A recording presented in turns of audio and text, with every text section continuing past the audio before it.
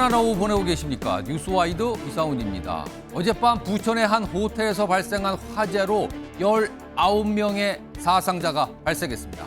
화재 신고 후에 4분 만에 소방대원들이 출동을 했다는데요. 왜 이렇게 인명피해가 컸는지 자세히 살펴보겠습니다. 자, 그리고 일본 고교 야구 대회인 고시엔에서 한국계 민족학교인 교토 국제고가 연장전 혈투 끝에 우승을 했습니다. 교토 국제고 선수들이 한국어 교가를 부르는 모습이 다시 한번 방송을 통해서 일본 전역에 생중계됐습니다. 자, 이런 주제들과 함께 저는 1분 뒤에 돌아오겠습니다.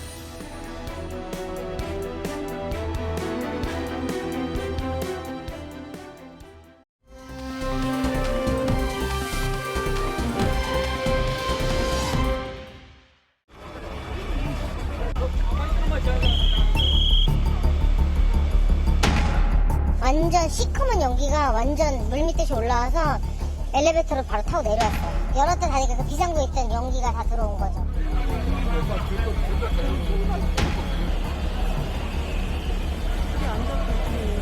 저희들이 그 선착했을 당시에 그 내부에 이미 그 연기들이 가득 차 있었으며 그 창문으로도 이렇게 분출이 되고 있는 상황이었습니다.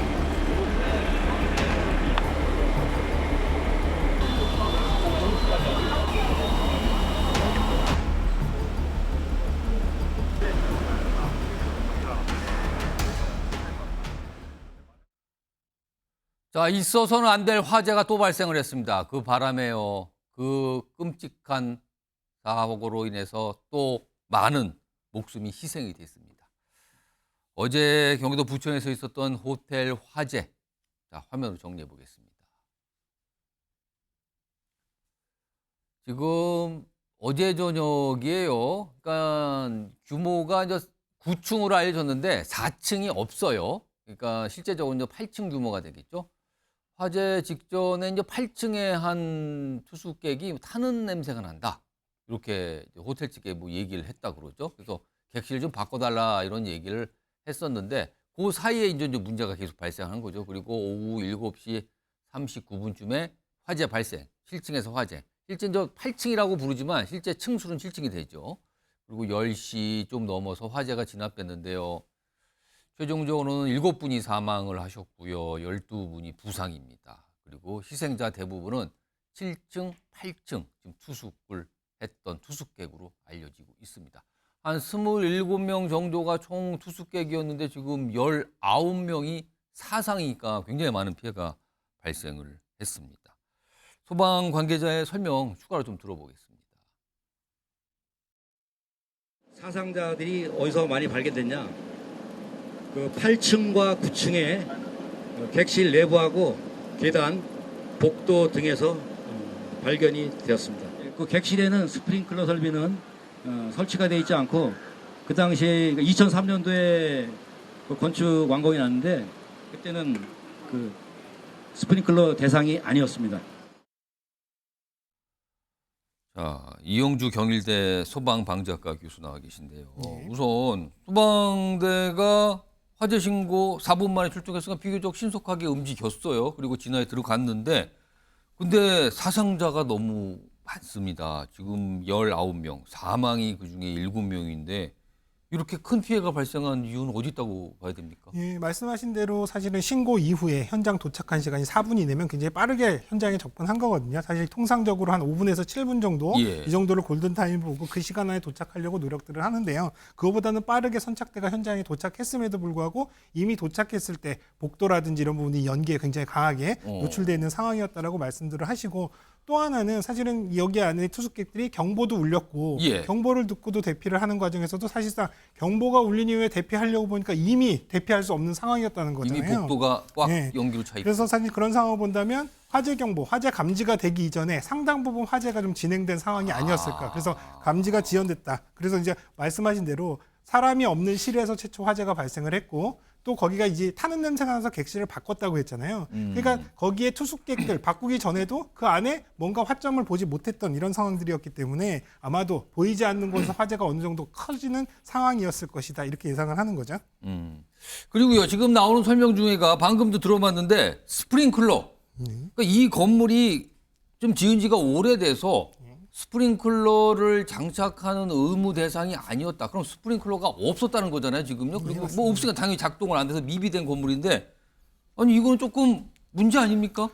예, 뭐 그 당시 이게 2003년도에 완공된 건물로 이렇게 확인이 예. 되는데요. 사실 이제 9층짜리 건물이기 때문에 이 당시에는 스프링클러 설치 대상이 아니었습니다. 다만 근데 최근 2017년도 이후에는 6층 이상의 건축물은 모든 건축물이 다 전층 스프링클러 설치 대상으로 바뀌었는데요. 그러니까 예. 지금 지어지는 이 똑같은 이 규모의 건물이라면 모든 실에 다 스프링클러가 그러면은 있었을 과거에 텐데 2017년을 기점으로 그 전에는 10층이 넘어야만 되는 거고 이제는 그 이후에는 6층이 넘어야 되는 거 좀 강화됐다는 건데. 예, 맞습니다. 그러면은 지금 과거에 지은 예를 들어서 한 10층에서 6층 그 사이 건물이 꽤 있을 거 아닙니까? 그러면 그런 건물들은 지금 스프링클러 관련해서 다 무방비라는 겁니까, 그럼? 예, 초기 진압 설비로서 가장 효과적이다라고 하는 스프링클러가 있으면 화재의 진압이라든지 또 이를테면 인명 피해라든지 이런 부분은 상당히 좀 기대하는 부분이 클 텐데 예. 다만 이제 말씀하신 대로 사실 기준들이 계속 강화돼 오다 보니까 사실 이전에는 이런 부분들이 적용이 안 됐던 대상들도 상당히 있습니다. 그래서 어떤 분들은 이런 것들도 소급 적용해야 된다. 한마디로 지금이라도 지금 법에 맞춰서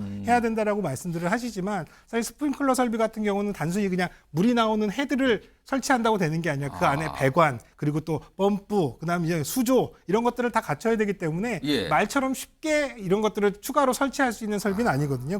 그렇기 때문에 단순히 이런 소급을 해야 된다라는 부분보다는 오히려 이런 것들이 없기 때문에 오히려 화재 발생을 좀 더 예방하거나 그렇죠. 관리하거나 하는 부분들을 좀 더 집중하는 부분들이 어떻게 보면 현실적인 방법이 뭔가 되겠죠.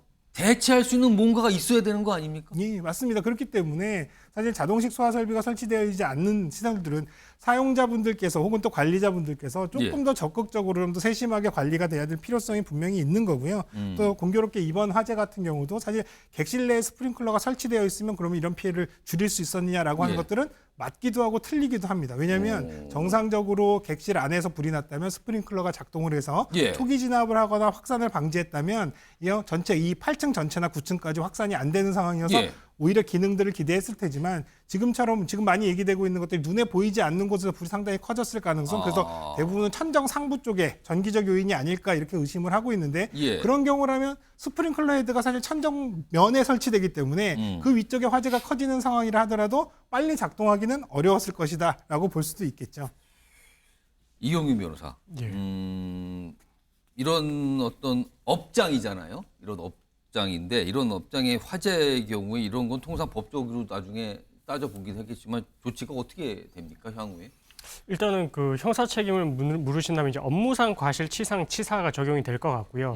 그렇기 때문에 이제 이 업무상 주의 의무를 다했는지 뭐 예를 들어서 이제 화재가 발생을 할 것 같으면 그 예방을 제대로 이제 해서 이제 그 부분들이 갖춰져 있는지가 중요할 것 같고 특히나 중요한 부분이 지금 810호에서 어쨌든 냄새가 났었다라고 하고 그때 당시에 투숙객이 바꿔달라고 요청을 했기 때문에 그 사이 기간 동안에 이 확인 절차가 있었는지 여부가 좀 중요할 것 같습니다. 예. 그 이 호텔 측에서 이제 종업원을 보내가지고 뭔가 이상 사항이 있는지를 확인했는데 그 확인하는 그 절차를 거치지 않았다라고 하면 이 부분에 대해서는 업무상 주의 의무를 위반했다라고 볼 수도 있어가지고 이 부분에 대해서 그 사이 시간에 화재가 발생하기 전까지 시간 동안에 어떤 조치를 취했는지를 좀 수사기관에서 좀 면밀히 확인을 할 필요성이 있어 보입니다. 자, 이용주 교수님. 그리고요, 지금 전 생존하신 분도 있고, 만약에 진화가 돼서 이제 구조가 되신 분들도 꽤 돼요. 근데 그분 중에 한 분이 이제 8층에, 그러니까 실제적으로 이제 7층인데요. 이런 숫자상은 이제 원래 공식적으로 8층에 투숙을 하신 분들은, 투숙하는 분이 어떤 분은 이런 얘기를 하시던데, 나가 보니까 이미 연기가 꽉 차 있더라. 그래서 문을 닫고 본인은 그 객실에 화장실에 들어가서 화장실 문을 수건으로 틈새로 막고, 그다음에 샤워기를 틀어놓고 그냥 기다리고 있었다. 그래서 그 덕에 약간 뭔가 시간을 볼 수 있는 거 아니냐는 얘기가 나왔는데 이거는 맞습니까? 아니면 괜찮은 방법입니까? 아니면 아닙니까? 이분 입장에서는 사실 이제 임기응변을 통해서 사실은 생존하신 어떻게 보면 이분 입장은 굉장히 좋은 잘된 사례인데요. 사실 예. 반드시 화장실로 도망가시라라고는 권하기는 좀 어렵습니다. 왜냐하면 화장실 같은 공간 같은 경우에 사실은 환기구라든지 이런 것들을 통해서 다른 쪽에서의 화재 연기라든지 이런 것들이 먼저 오염이 될 수 있는 가능성도 있고요. 예. 또 밀폐된 공간 사실 이 화장실 문 같은 거는 방화문이 아니기 때문에 그렇죠. 바깥쪽에 화재라든지 이런 것들이 방호 능력이라고 하는 것들이 사실 크게 의미는 없습니다. 또 그리고 바깥의 화재 상황들을 알 수 없는 이런 상황들이 있기 때문에 예. 반드시 불나면은 일로 가시면 안전합니다라고 적극적으로 권하지는 않습니다. 그리고 전 세계적으로도 화장실을 안전한 공간으로서 대피 공간으로 활용한다라는 개념들은 아직까지는 없다. 그러면 네. 어제 저 부천 호텔 화재 사건처럼 투숙객이에요. 네. 근데 갑자기 뭐가 이 경보벨이 울리고 나서 문을 열고 나가봤더니 복도가 이미 연기들이 꽉 차 있어요. 어떻게 해야 됩니까, 그럼? 예, 아까 생존하신 분처럼 사실은 이제 문을 잘 닫은 상태에서 사실 이제 이 문도 방화문인지 아닌지가 중요하지만 일단 문을 닫으면 연기에 대한 부분들 1차적으로 예. 좀 차단이 되니까요. 다만 문 틈새로 연기들이 들어올 수 있으니까 커튼이라든지 이불 같은 것들 그리고 물을 적실 수 있으면 적셔서 문틈을 막아주신 다음에 예. 사실은 창문에 가까운 쪽 왜냐하면 연기라든지 침입이 됐을 때 숨을 못 쉬는 상황들이 되기 때문에 예. 신선한 공기가 그래도 접근 가능한 쪽이 창문 쪽이니까요. 창문 쪽에서 구조를 기다리시거나 또 구조를 요청하시는 게 가장 좋겠고요. 또 그다음에 객실마다 사실은 왕관계라고 하는 혹은 또 예. 피난기구들이 설치가 되어 있으니까 이런 것들을 이용해서 대피를 시도하는 것들, 피난을 시도하시는 것들이 오히려 상대적으로 안전하실 수 있다 생각이 됩니다. 자, 지금요. 7분이 고인이 되셨는데요. 그중에 2명은 탈출을 하다가 에어매트 위로 뛰어내리다가 사망에 이르게 됐습니다. 지금 이게 큰 논란으로 지금 나와 있는데요. 일단 화면으로 정리해 보겠습니다. 지금 에어매트로 떨어졌는데 2명이 사망. 도대체 왜일까? 일단 보면 처음에 뛰어내린 투숙객 에어매트가 깔려 있었어요. 그 호텔 밑에. 근데 에어매트의 모서리 쪽으로 떨어졌습니다. 그러면서 에어매트가 전체가 다 뒤집혔다 그래요. 통째로. 지금 화면에 보시면 글자가 막 거꾸로 되는 거 보면 이게 뒤집힌 상태라 그래요. 그리고 곧 이어 다른 투숙객이 또 떨어졌는데 뒤집힌 에어매트 상태. 그러니까 에어매트가 정상적인 상태가 아닌데 떨어지면서 또 추락이 된 거죠. 결국에는 사망이 일어났다는데 오늘 이와 관련된 설명이 있었습니다. 들어보시죠. 에어매트리스에 떨어지신 두 분 다 사망했고 남녀 네, 맞습니다. 첫 번째 뛰어내리면서 뒤집힌 걸로 이렇게 확인됩니다. 에어매트가 뒤집어지더라고요. 예. 그럼 이제 설치상의 오류였나요? 에어매트는 아주 정상적으로 설치를 했습니다.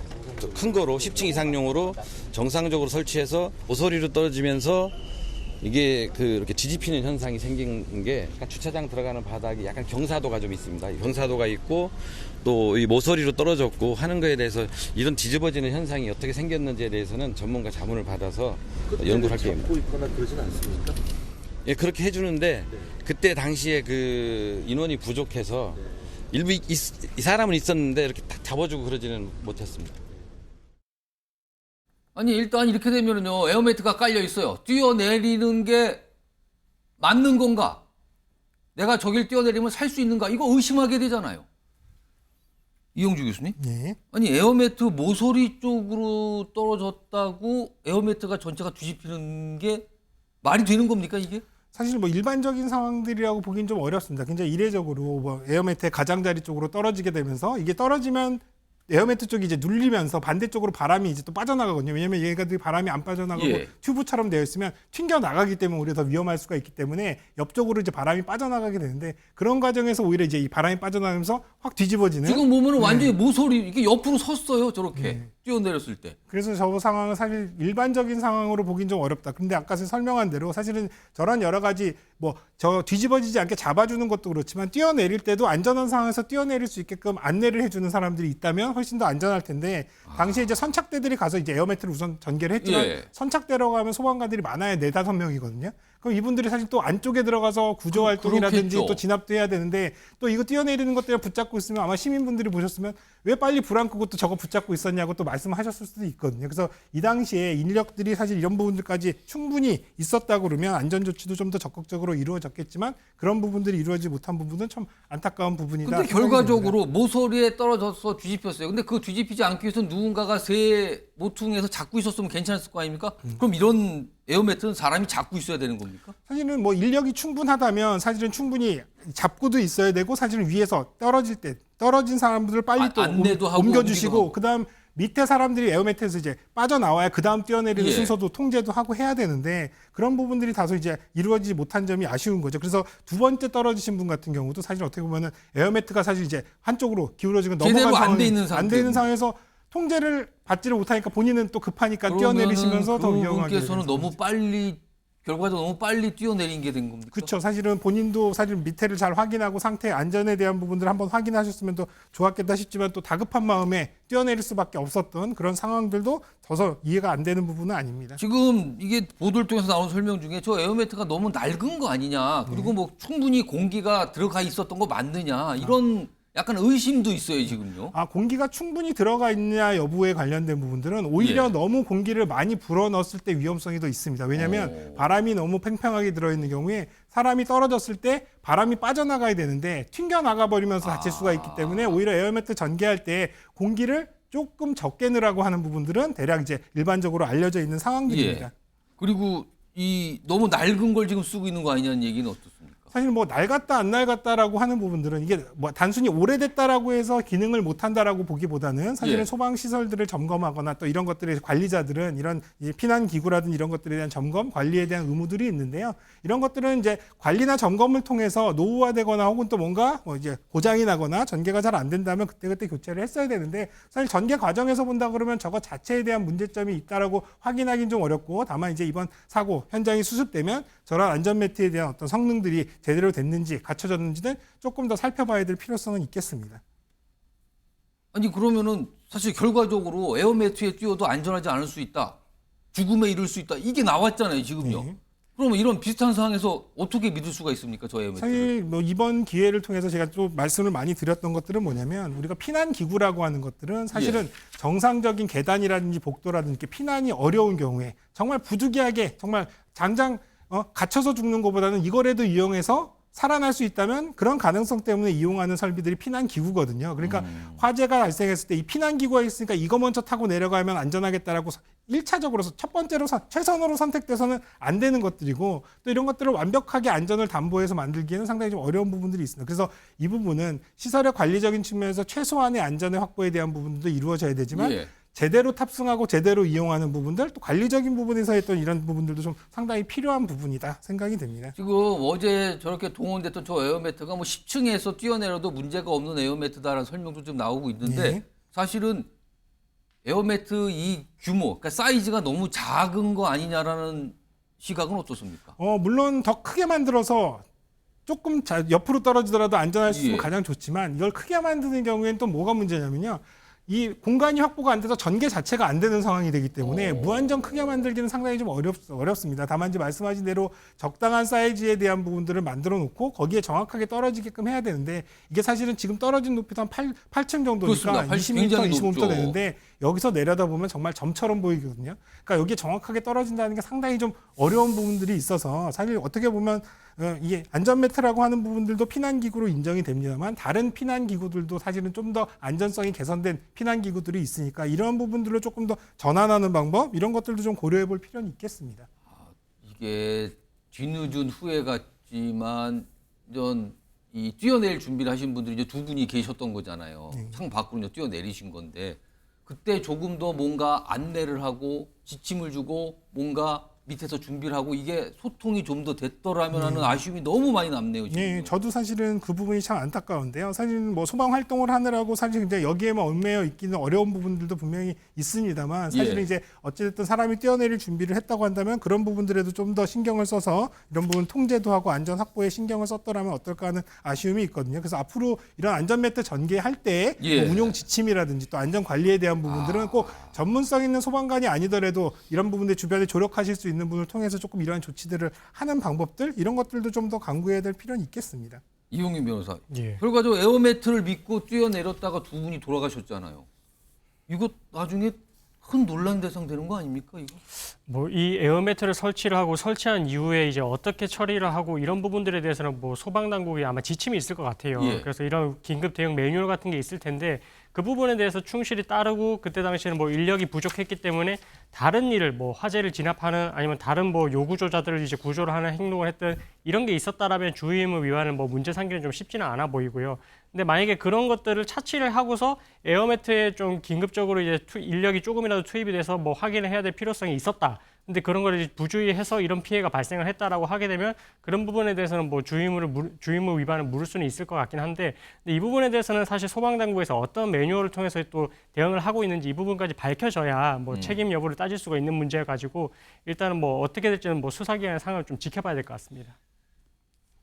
저 화재 현장에 지나면서 소방대원분들 정말 고생 많이 하신 거 다 알고 있습니다. 그러나 저런 아까운 죽음, 아까운 목숨을 좀 어떻게 구할 방법은 없었을까? 이런 안타까움 때문에 지금 이런 질문과 지적들이 계속 나오는 거거든요. 아무튼 어제 저런 일이 좀 있었습니다. 그리고요, 이용주 교수님. 네. 소방당국이 아까 말했지만 한 4분 만에 굉장히 신속하게 출동을 했어요. 사다리차 이용 가능성은 없었는가에 대한 얘기도 좀 있던데요. 지금 알려진 바에 의하면 사다리차도 출동을 한 것으로 알려졌는데요. 다만 예. 문제는 출동을 했다 하더라도 전개를 반드시 해야 되느냐라고 하는 부분들은 차이가 있습니다. 왜냐하면 사다리차도 가면 무조건 전개할 수 있는 게 아니라요. 폭이라든지 또 전개 각도라든지 또 여러 가지 뭐 일단 전봇대나 전신주, 나무 이런 것들에서 전개가 어려운 상황이 있었을 수도 있고요. 또 한편으로는 사다리차를 전개해서 구조를 해야 되는 상황이었는지 아마도 이분들이 이제 떨어지면서 사망한 건 그 이전 단계였던 것 같은데요. 예. 그러다 보니까 사실 굳이 전개를 하지 않는 상황에 작전상에 이런 판단들이 있었을 것으로 보이거든요. 그래서 일반인들이 보시기에는 왜 사다리차를 전개 안 했냐. 예. 그래서 이건 전개를 했다 안 했다의 문제가 아니라 전개를 할 수 있는 여건들이 갖춰졌는지 또 전개를 할 필요성이나 목적이 있었는지 이런 것들을 잘 들여다볼 필요는 있겠다. 단순히 그래서 전개를 안 했다는 것 자체가 잘못됐다. 이렇게 판단하기는 어렵습니다. 일단 지금까지 나온 저 호텔 화재 원인은 뭐로 지금 소방당국은 보고 있는 겁니까? 지금? 일단 저도 그렇고 소방당국도 그렇고 전기적 요인일 가능성이 좀 가장 높은데요. 왜냐하면 처음에 객실에 투숙객 810호, 불이 난 810호에 투숙객들이 갔을 때 타는 냄새가 나서 교체를 해달라고 했다잖아요. 근데 타는 냄새는 났지만 어디서 불이 났는지를 몰랐다면 눈에 보이는 공간 안에서 불이 난 상황은 아닐 것이다 라고 예상할 수 있고, 가려진 곳 어디에서. 그러면 이 객실 안에서 가려진 공간이라고 한다면 또 이 천정 위쪽에 반자 공간이라고 그래서 천정 위쪽 공간에서 불이 났을 가능성이 있고, 그럼 그 공간에서 불이 나는 가장 많은 이 빈도는 아마도 전기적인 요인, 아마도 전기의 합선이라든지 전기 기기의 어떤 문제 이런 것들로 볼 수 있는 가능성이 현재는 가장 높지만, 그래도 이런 부분들은 감식을 통해서 정확한 원인에 대한 규명들이 필요해 보입니다. 지금 다음 준비된 영상의 목소리가 있는데요. 어제 저 화재로 희생이 되신 분이 가족과의 마지막 통화하는 목소리가 있습니다. 그 목소리가 지금 영상으로 준비되어 있는데요. 일단 들어보겠습니다. 7시 40 몇 분에 저한테 전화가 왔어요. 엄마, 내가 묵고 있는 곳에 불이 났어. 엄마, 더 이상 전화를 할 수가 없어. 그리고 끊었어요. 위치도 알 수가 없었어요. 다시 전화가 왔어요. 다시 받았을 땐 엄마, 5분이면 내가 5분이 지나면 숨을 못 쉴 것 같아. 구급대원도 여기는 올라오지를 않아주고 있어. 내 일기장과 모든 건 다 태워줘. 그리고 전화를 끊었는데. 이영민 변호사, 이걸 어떡합니까, 저 유족들은? 네, 어쨌든 이제 정말 안타까운 사고가 발생을 한 것 같고, 그래서 이제 유가족들도 정말 황망할 것 같습니다. 갑자기 이제 한순간에 이렇게 되다 보니까 더 이제 그런 고통이 심하실 것 같은데, 저렇게 이제 어쨌든 전화 통화를 했던 그런 내용까지 더 들으니까 더 이제 좀 애끄는 심정일 것 같고요. 어쨌든 사고에 대해서 이런 게 다시는 발생을 하지 않아야 되는 만큼, 특히나 이제 노후화된 건물에 있어서는 더욱더 이런 소방 안전 시설 이런 부분들이 스프링클러를 비롯해서 여러 가지 시설들이 조금 정비가 될 필요가 있을 것 같습니다. 그래서 이번에 문제점을 좀 이런 것들을 파악을 하시고 좀 이런 부분에 대해서 예방을 할 수 있는 그런 조치들을 법적으로든 미비한 부분들에 대해서 좀 보완이 필요할 것 같습니다. 일단요, 아까도 뭐 다 짚어드렸지만 옛날에 좀 지은 지 꽤 된 건물들은 법적 규제를 안 받습니다. 스프링클러 관련해서 10층 이하들은. 그러면 그 건물 사실상 지금 스프링클러가 없다는 거잖아요. 비슷한 상황이 있을 수 있는 거고요. 그리고 그 건물의 내장재에 따라서 유독가스 발생도 차이가 있을 수 있는 거죠. 그리고 아까도 전해드렸지만 에어매트 과연 믿을 수 있는가? 이 문제까지 갔습니다. 마지막으로 이영주 교수님, 이거 앞으로 어떻게 해야 됩니까? 이런 거 발생하면 또 안 되는데요.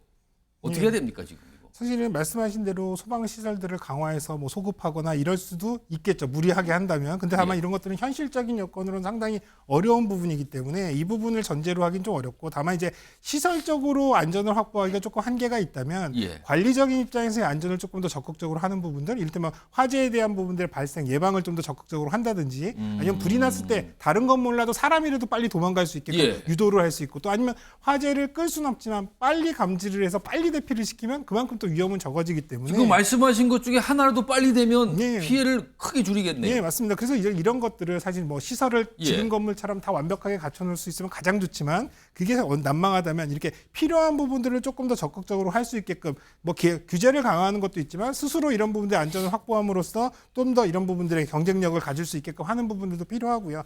또 한편으로는 이런 여러 가지 화재 상황에서 물론 건물이나 관리자들의 어떤 이런 부분들도 중요하지만, 내 스스로의 안전을 지키기 위한 안전 수칙, 또 안전 행동 요령, 이런 것들도 사실은 굉장히 중요합니다. 최근 화재에서는 개인의 판단에 의해서 뭔가 대피를 할지 안 할지에 대한 판단, 또 안전 조치에 대한 부분도 점점 중요하게 인식이 되고 있기 때문에 예. 우리가 남한테 나의 안전을 지켜달라 이렇게 맡겨놓기보다는 스스로 안전. 그래서 이렇게 숙박시설이나 호텔에 갔을 때 피난 안내도를 보면서 내가 어디에 있고 어디에 도망갈지라도 미리 확인해 보시고, 혹시라도 일이 그죠? 발생하면 나는 이리로 가야 되는구나를 그리고 또 숙지를 해야 맞습니다. 되는군요. 그리고 피난기구라는 왕관기 같은 것들이 어디에 예. 있는지도 보고, 또 사용할 수 있는 방법도 평상시에 안다면 조금 더 생존할 수 있는 이런 이제 가능성들을 높일 수 있기 때문에 예. 이러한 노력들도 우리 스스로도 좀 해야 될 필요는 있다 생각이 됩니다. 알겠습니다. 지금까지 전해드린 게 이제 화재 사고잖아요. 지금요. 이게 다음 준비된 영상은요. 이거는 뭡니까? 이건 테러라고 할까요? 이건 일부러 그런 거거든요. 영상 확인해 보겠습니다.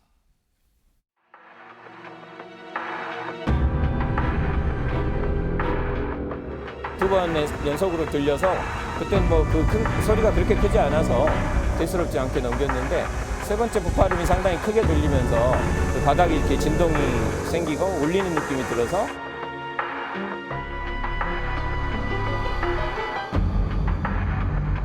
출입문이 열리니까 그 출입문 안쪽에 두고 갔습니다.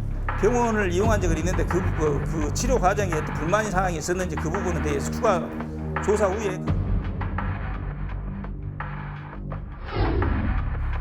자, 어떤 한 치과에 폭발물 테러가 났습니다. 뭔가 택배 상자에 담겨있는데 이게 폭발한 거예요. 그런데 그 폭발을 누군가 일부러 한 거잖아요. 이유는 치료 부위가 아파서. 이게 말이 됩니까 지금? 치료 부위 아프다고 폭발물을 배달해서 터뜨립니까 지금요? 정리 좀 해보죠. 이게 어제 광주광역시 한 치과에서 있었던 건데요. 미리 준비한 사제 폭발물에 불을 붙인 뒤 그리고 치과 쪽에다 놓고 이제 도망간 거예요. 이게 무슨 뭐 가스죠? 이 소형 가스, 이 뭐 휴대용 가스, 이 뭐 부탄가스라 그러는데 그걸 뭐 연결해서 만들었다는데, 이게 상자가 폭발을 하면서 뭐 그 건물 일대가 한마디로 난리가 난 거죠. 천만다행으로 인명피해는 없었습니다. 그리고 스프링클러가 작동했고요. 9분 만에 화재는 진압됐다. 그리고 뭐 범행 2시간여 만에 경찰에 자수했다. 이런 얘기입니다. 지금 보면 70대로 알려졌고요. 지금 뭐 이 사건이 있은 그 뒤에 모습도 지금 나와 있는데, 이경윤 변호사? 예. 도대체 왜 이런 엄청난 짓을 한 겁니까? 네, 저 상가 건물 3층에 이제 치과 병원이 이제 위치를 하고 있는데, 예. 이 70대 남성이 이 치과 병원에서 치료를 받고 있었습니다. 예. 이 보철 치료를 받고 있었는데, 그 보철 치료를 받고 있는 와중에 염증이 발생했고 치아가 계속 흔들리는 상태였다고 합니다.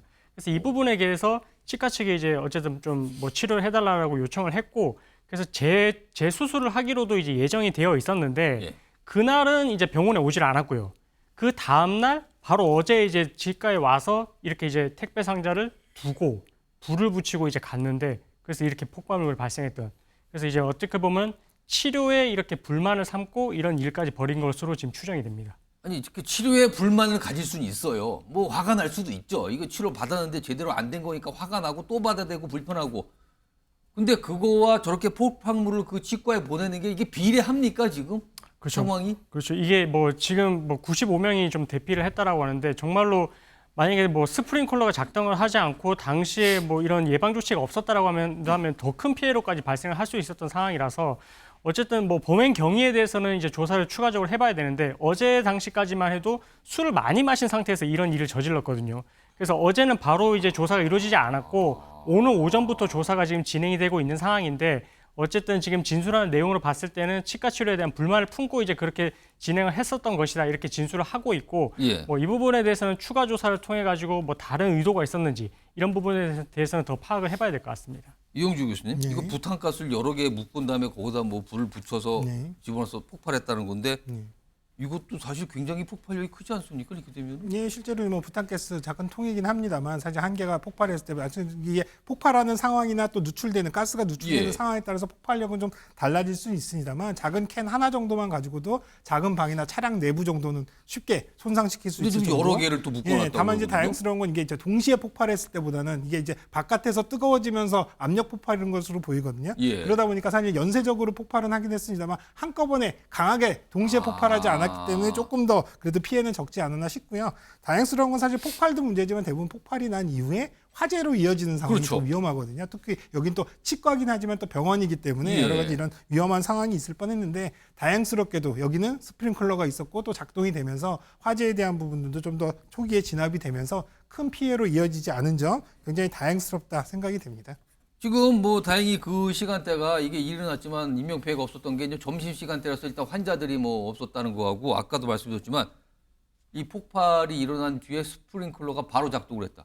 이거 이만큼 중요한 거 아닙니까? 스프링클러? 네, 맞습니다. 일반적인 건축물에서 사실은 저한테 화재나 방재를 전공한 저한테도 모든 소방 설비 중에 어떤 것들을 꼭 하나만 딱 해야 된다면 뭘 하겠냐라고 하면 스프링클러라고 하겠죠. 실제로 미국에서는 스프링클러가 터진 화재인 경우에 사망자가 그렇지 않은 것보다 거의 90% 이상 적다라는 통계도 있거든요. 이럴 정도로 확실하게 화재 진압이라든지 인명 안전에 기여하는 부분은 반드시 크다. 다만 이제 이 부분이 설비가 상당히 좀 헤비한 편입니다. 아까 말씀드린 수조도 설치해야 되고 펌프도 설치해야 되고 또 이건 설치만 한다고 되는 게 아니라 항상 유지 관리도 필요하기 그렇죠. 때문에 소규모 건물에다 다 적용하면 참 좋겠습니다만 이게 그렇게까지 할 수 있을 만큼의 사실은 부담을 지우는 게 맞느냐라고 하는 부분들도 사실은 좀 잘 합의적인 부분들이 필요합니다. 사회적으로.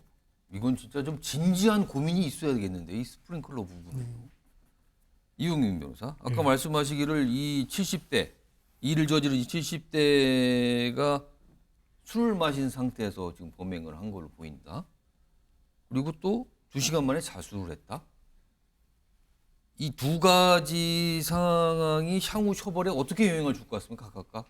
일단은 뭐 보통은 술을 마셨을 때 뭐 심신미약을 주장을 한다든지 예. 아니면은 뭐 우발적 범행이다 이렇게 주장을 할 가능성이 있긴 하지만 근데 지금 준비했던 그 사제 폭발물 같은 경우에 지금 부탄가스를 4개를 엮었다라고 하거든요. 예. 이 정도로 엮었을 정도면은 이거는 미리 준비를 하지 않고서야 할 수 없는 범죄였기 때문에 우발적이기보다는 계획 범죄에 가깝고요. 이른바 계획적인 범죄로 아무리 봐도 그렇게 보인다 이거죠. 그렇습니다. 지금. 예, 그런 상황이고 그리고 보통 자수를 했을 때는 자수를 뭐 했다는 장면을 참작을 해서 형을 좀 감면을 해주긴 하는데 근데 이 사건에 있어서는 사실은 이제 수사기관이 지금 계속해서 동선을 추적을 해서 이제 이 남성이 용의자라는 걸 특정을 해놓고 있었던 상황이거든요. 그럼 자수 전에 이미 경찰이 추적을 하고 쫓고 있었던 거예요? 그렇습니다. 그러면은? 예, 그런 상황이었기 때문에 이 자수를 실질적인 의미의 자수라고 좀 보기는 어려울 것 같고요. 그리고 또 자수하기 직전에도 또 이제 뭐 경찰서 인근에 와서 또 술을 또 마시고 또 이렇게 또 들어왔다라는 부분도 있어가지고 이런 부분들을 다 종합을 했을 때는 이런 뭐 계획 범죄 그리고 이제 자수가 실질적인 의미의 자수를 보기는 어려운 점을 고려를 했을 때 뭐 형량에 있어서는 좀 높은 형량이 예상이 되고 무엇보다 지금 구속영장을 신청할 예정이라서 예. 구속영장까지 발부가 된다면 뭐 일단은 그 부분에 대해서는 추가적으로 엄중하게 보고 조사를 또 이어갈 것 같습니다. 이른바 음주 상태라서 심신미약이다 이거를 주장할 여지는 없다는 겁니까 그러면? 그렇습니다. 심신미약에 대해서도 이제는 좀 엄격하게 보고 있고요. 이 술을 마셨다라는 부분이 오히려 수사기관에서는 더욱더 이런 범죄를 저지르는 데 있어서 기여를 했다라고 요즘은 생각을 하고 있어가지고 예. 술을 마셨던 부분을 감경 사유로 보기보다는 오히려 더욱더 이제 이런 범죄를 촉발시킨 부분에 대해서 안 좋은 영향을 줬다라고 이제 판단할 여지가 있고 그래서 이 부분에 대해서는 심신미약 주장도 인정되기는 어려울 것 같습니다. 이런 경우는 이제 법이 적용될 거 아닙니까? 어떤 법이 적용됩니까? 네, 이런 경우에 제명은 이제 현주 건조물 방화죄가 적용이 되고 형량으로 따졌을 때는 무기 또는 3년 이상의 징역형인데 3년 이상의 징역형이 최대 상한으로 따지게 되면 30년까지 갈 수도 있거든요. 근데 그렇다고 해서 그렇게 높은 형량이 선고가 되는 건 아니지만 뭐 실형 여부를 따진다라고 했을 때는 일단 95명이 대피를 했다라고 했기 때문에 엄청난 위험성이 발생할 수 있었던 그런 사고였기 때문에 예. 이 사건에 있어서는 이제 어느 정도 이제 뭐 실형이 예상이 되는 상황이고 단기 실형까지도 충분히 고려를 해볼 수 있는 그런 상황인 것 같습니다. 알겠습니다. 천만다행으로 인명피해는 없었습니다. 그냥 폭발돼서 그리고 불도 스프링클러가 바로 작동해서 바로 꺼졌거든요. 그러니까 이건 천만다행입니다. 비극적인 일이지만요. 자, 다음 이슈는요.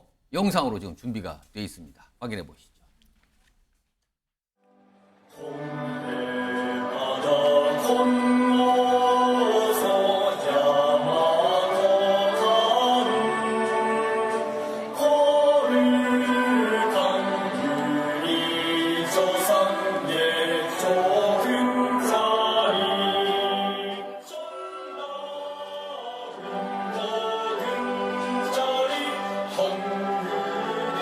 우리 교가가 정말 우리 정서에 맞게 리듬도 아주 우리 마음을 울려주는 그런 리듬이거든요. 그래서 또 가사도 정말 이 일본 땅에서 한국의 정체성을 키우는 그런 내용으로 가사가 이루어져서 네. 선수들 입에서 우리 교가를 크게 부르는 걸 보면은 너무 감동입니다. 혹시 가능성은 몇 % 정도 내다보세요? 55%로 보고 있습니다. 55%?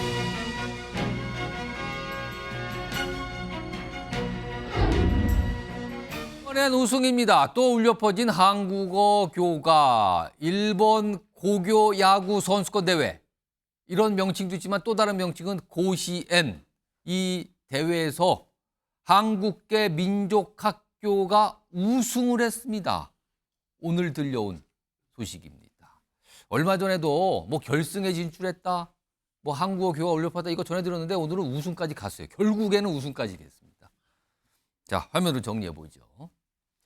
자, 한국계 교토국제고입니다. 일본 고시엔. 이 학교가 이제 첫 우승을 했는데 지금 표현이 기적이다 이런 표현 나와요. 일단 뭐 연장전 끝에 2대1로 승리했는데 1999년 야구부 창단 이래 첫 우승, 그 25년 만이군요.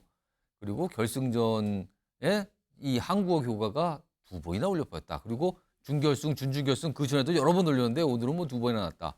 그리고 전교생이 한 160명 되는데 야구부가 60명 정도 된다. 거의 절반 가까이가 야구부원인데요. 아무튼 이런 학교인데요. 최동호 스포츠 평론가 나와 계십니다. 저번에도 한번 나와서 설명을 좀 자세히 해주셨는데 일단 교토국제고가 이 고시엔 야구대회 우승을 한 걸 기적과 같은 일이다 이렇게 평가를 하시는데 왜 그런 겁니까? 자, 일단 이 교토국제고등학교 기적을 이뤄낸 이 성과를 말씀드리기 전에 저는 한 번도 가본 적도 없고 2021년에 4강에 올라갔을 때 그때 처음 이제 교토국제고등학교를 알게 됐거든요. 그런데도 왠지 가슴이 좀 뜨거워지고 감동을 느낀다 이런 말씀을 먼저 드리고 싶은데 역시 뭐 이게 속일 수가 없는 것 같아요. 이제 기적이라는 평가가 많이 있습니다. 왜냐하면 이 교토국제고등학교 야구부가 일본에 있는 평균적인 야구부와 비교해 보더라도 일단 그 교세 학교가 굉장히 작습니다. 그리고 운동할 수 있는 환경도 굉장히 열악합니다. 대표적으로 그러니까 이 교토국제고등학교는 야구 경기를 치를 수 없는 운동장이에요. 면적이 작아서. 운동장이 있긴 하지만 야구장 그 규격이 아니군요. 그러니까 선수들이 훈련하다가 타격 훈련 공이 잘 맞으면 그냥 학교 밖으로 넘어갑니다. 외야가 없어요. 작아서. 내야밖에 없는 학교입니다. 자, 그리고 지금은 조금 달라졌지만 이 학교가 교토국제고등학교가 야구부 창설을 할 때 어떤 학생들이 이 야구부에 입학했냐 하면은 이 교토 지역에서 자기가 원하는 학교에 진학하지 못한 선수들 그 선수들이 와가지고 그 선수들을 불러 모아서 야구부를 시작해서 1990년 창단해서 온 겁니다. 그리고 아까 이제 이게 전교생 160명 중에 60명이 야구부 선수들이라고 말씀하셨잖아요. 굉장히 많아요. 비율이 높아요. 굉장히 많죠. 근데 일본에 있는 평균적인 다른 학교에 비하면 굉장히 숫자가 적은 겁니다. 이 결승전에서 맞섰던 이 간토 다이이치 고등학교 90명이에요. 야구부원이. 그리고 이 재정이 열악하기 때문에 이 선수들이 충분히 하고 싶은 만큼 좋은 이 훈련 장비를 가지고 훈련할 수가 없어요. 그래서 나중에 또 말씀을 드리겠지만 기아가 이 교토국제고등학교 후원했다는 얘기가 후원했죠. 뒤늦게 또 회자되고 있어요. 왜 후원할 생각을 왜 했냐면은 이 야구공이 없어서 찢어진 야구공을 테이프로 계속 이렇게 묶어가지고 붙여가지고 야구부인데 야구공이 찢어지는 거를 테이프로 이렇게 묶어 쓴다고요? 훈련을 한다는 얘기를 듣고 마음이 움직여서 야구공을 지원해 줬죠. 이런 환경 속에서 우승까지 일궈낸. 그런데 일본에서 가장 권위 있는 고교 야구 대회에서 우승을 한 거네. 예. 일본 내에서도 굉장히 이 화제가 되고 그렇겠죠, 아무래도요. 관심을 모았습니다. 왜냐하면은 일단 이 교토국제고등학교가 이제 한국계학교 제일교육부가 설립한 예. 민족고등학교라는 이런 그 특수성이 있지만 또 몇 가지의 그 문화적 코드가 좀 숨겨져 있습니다. 뭡니까? 교토잖아요. 예. 그리고 상대이 간토 다이치 고등학교는 그 도쿄도 대표거든요. 도쿄의 대표입니다. 도쿄 대표와 교토 대표. 근데 교토가 어떤 지역이냐면은 그러니까 삼국시대니까 우리나라의 삼국시대, 예. 일본의 해이안 시대였었거든요. 예. 이 해안 시대부터 1868년까지 일본의 수도였어요. 그렇죠. 1868년에 이 수도를 이 교토에서 도쿄로 옮긴 거거든요. 오. 이 때문에 교토 지역의 이 지역 주민들은 도쿄와 좀 그 라이벌 의식입니까? 상비되는 라이벌 의식과 좀 문화적인 역사적인 자부심을 갖고 있죠. 그런 게 또 바탕에 깔려 있는 상황에서 도쿄 팀을 이겼다는 거네요. 그렇죠. 교토 대표팀과 도쿄 대표팀의 이 대결로 관심을 모았고요. 그리고 또 이제 한국계학기라는 점에서 일본에서 보면은 공개적으로 얘기하기는 힘들지만, 그러니까 이제 마이너와 메이저의 대결이라는 문화적 코드가 예. 성립이 된 거죠. 그래서 더더욱 관심을 모았고요. 역시 뭐 뜨거웠습니다. 2,800명의 응원단이 결승전에 이 버스를 대절해서 모였거든요. 학교가 그렇게 작은데 다 어디서 160명이 다 어디서 오신 재학생인데 겁니까, 그분들은? 졸업생, 학부모, 그리고 이 학교와 관계가 없는 제일교포들. 예. 제일교포들이 이 교토국제고등학교가 결승전에 올라갔다는 소식을 듣고서 그냥 뜨거운 마음으로 이 효구현에 있는 결승전이 벌어지는 구장으로 달려간 거죠. 그게 그 지역명이 고시엔이라면서요, 그 지역명. 고시에는 이 대회 이름입니다. 예. 효구현에 예. 니시노미야라는 시가 있거든요. 예. 그 시에 있는 경기장. 이 경기장의 이름이 이 갑자원 경기장인데 거기서 계속 열리는 거군요, 예, 그러면. 갑자라는 얘기는 우리 60가자 얘기를 하죠. 예, 예. 그때 만들어진 운동장이다라고 해가지고 갑자하고요. 이 갑자의 일본어 표기가 이제 고시엔인 겁니다. 맥락까지 설명해 주셨는데, 근데 한 가지 갑자기 드는 생각이, 일본에서는 고교 야구가 그렇게 인기입니까? 이거를 아니 일본 방송에서 모든 경기를 다 생중계를 해준다면서요, 이거를? 예, 이제 그 말씀 좀 꼭 드리고 싶었거든요. 예. 왜냐하면 우리도 이 프로야구 이전에는 고기야구가 상당히 인기가 있었습니다. 우리도 이 고등학교 야구가 과거에 그 동대문 운동장에서 열리게 되면 예. 뭐 재학생 물론이고 졸업생들도 뭐 이 음료수 갖고 와서 응원하고 공짜로 나눠주고 예. 굉장히 뜨거웠었거든요. 그런데 프로야구 되면서 우리는 고등학교 인기가 사그라들었죠. 자, 그런데 일본에서는 이 고시엔이라는 이 고등학교 야구뿐만이 아니라 우리 과거에 있었던 경부 역전 마라톤 달리기와 같은 비인기 종목에도 많은 분들이 응원을 가고 찾아갑니다. 왜 이러냐 하면은 고등학교 중학교의 체육 교육이 우리하고 차이가 나는 겁니다. 일본의 고등학교 야구 수가 거의 4,000개거든요. 그렇습니다. 우리는 한 100개 정도 되고요. 예. 100개 좀 안 되지만 4,000개 대 100개인데 그런데 우리의 100개는 야구의 인생을 걸겠다는 전문 엘리트 스포츠에 더 젖은 무슨 고등학교 야구부이고요. 거의 뭐 학생이지만 거의 직업처럼 그걸 하는 그렇죠. 야구. 프로야구를 꿈꾸는. 예. 그리고 일본의 4,000개에는 우리 과거의 어떤 그 특별 활동이 있죠. 예. 일종의 우리는 지금 클럽이라고 부르는데 선수가 아니더라도 나는 공부해서 대학을 갈 건데 내가 야구 좋아하지만 이 사회체육 개념으로 취미 활동을 하는 그런 학생들을 포함한 야구부가 4,000개라는 겁니다. 아마추어 성격이지만 그럼에도 불구하고 수준이 높다면서요. 예.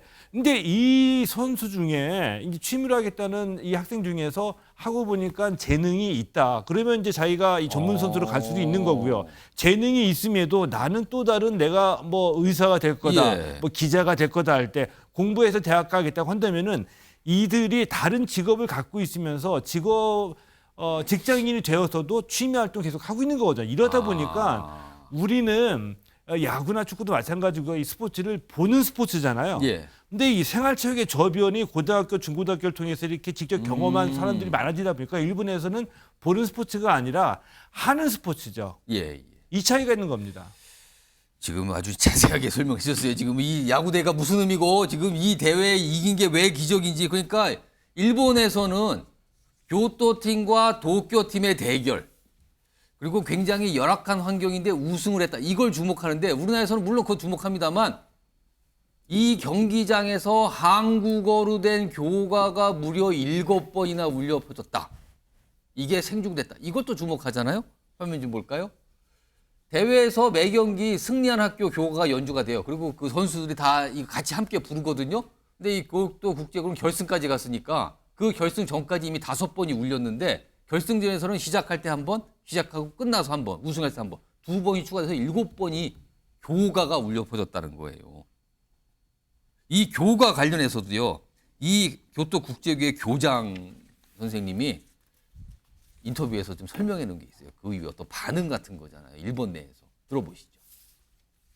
21년에 저희가 4강 올라갔을 때 아주 심했습니다. 그런데 또 일본 사회에서도 학생들의 스포츠인데 이걸 어떤 정치적이나 이념화시키면 안 된다 이런 분위기가 있었고 또 이렇게 자정 분위기가 있었어요. 그래서 이번에 없지는 않았습니다. 한 5건 정도 헤이트 스피치 전화가 있었지만 굉장히 양호한 과거에 비해서 양호해졌다고 생각은 듭니다. 서영주 매획 정치사연구소장님 네네. 나와 계신데요.